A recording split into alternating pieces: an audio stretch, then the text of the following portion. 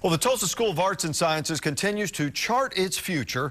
1 week after fire ripped through their building, 2 News reporter Brandon Richards shows us how school officials are now addressing concerns from both students and parents. Brandon?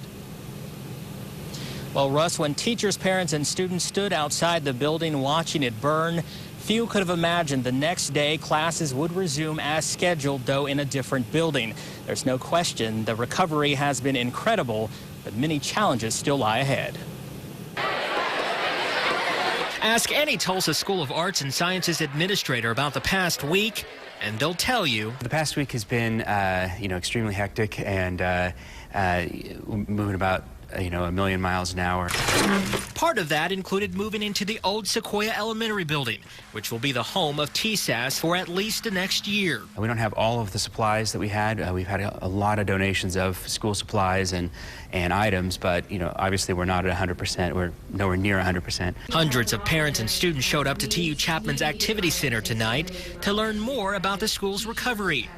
TSAS parent Rhonda Weiss, the chief concern was for students. It is a crisis that they went through, and having the school burned down and after such a new move and everything. Her son Timothy, a sophomore, says it's strange being in a new building. It's not the same building anymore. I'm going through different hallways, different classrooms.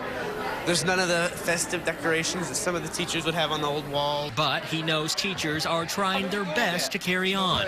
School administrators say that job will be a little easier. $20,000 have been donated so far, and they say everyone who needs a desk or computer now has one, and teachers now have copiers.